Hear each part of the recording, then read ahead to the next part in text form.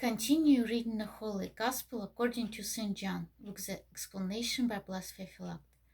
Glory to the Father, and the Son, and the Holy Spirit. Amen. Chapter 12, verses 29 through 33. The people, therefore, that stood by and heard it, said that it thundered. Others said, an angel spake to him.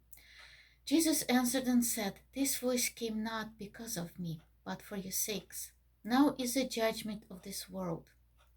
Now shall the prince of this world be cast out. And I, if I be lifted up from the earth, will draw all men unto me. This he said, signfully, that death he should die. What death he should die? Explanation. Although the voice from heaven was clear and distinct, most of those standing by, being coarse and ignorant, thought it was thunder. They quickly forgot the words that were uttered and recalled only the resonance of the voice. Others who did remember the words, I have both glorified it and will glorify it, were confused as to who had spoken them. They wondered if an angel had addressed Jesus, and if the words were difficult to understand because it was angelic speech. Jesus then explained to them, This voice came not because of me, but for your sake. I already know that the Father has glorified his name and will do so again.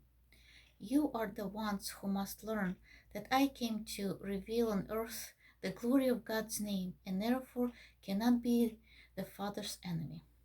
If the name of God will be glorified through me, how can I be at odds with him?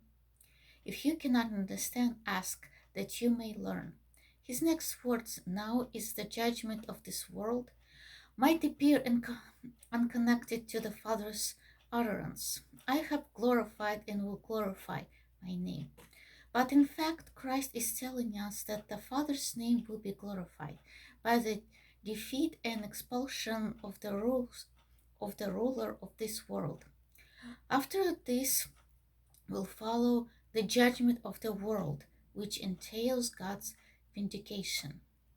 Christ is saying the devil drew all men into sin and subjected the world to death.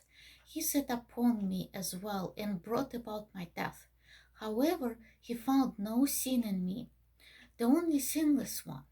Thus my death is his condemnation and the world's vindication. The devil brought death upon all other men because of their sin. But what sin did he find in me that might justify my death? Therefore, the judgment, which here means the vindication of this world, is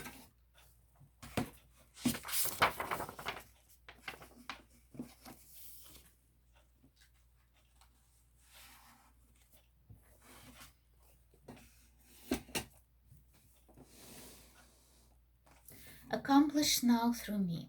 I am become the avenger of all those slain by the tyrant, who shall be condemned and cast out because of my crucifixion. The cast out is a juridical term, which means to remove from court a convicted and condemned prisoner so that he may receive his appointed punishment. Here it indicates that the devil will be duly banished to outer darkness. No longer will he wield power over men. No longer will he rule their souls and bodies as before. And the Lord proclaims, I will draw all men unto me, if I be lifted up upon a cross. The Gentiles will be drawn to me by faith. Held fast by the tyrant, they cannot come to me just yet. But once I have conquered him, cut the sinus of his power, and cast him out, I will draw them to me no matter what he desires.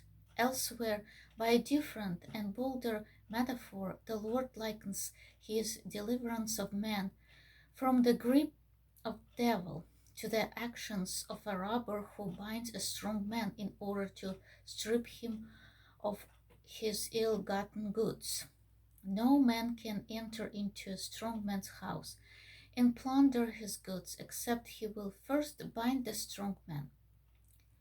By saying, "If I be lifted up," the Lord indicates the manner of his death. He was lifted up on the cross. Glory to the Father, and the Son, and Holy Spirit. Amen.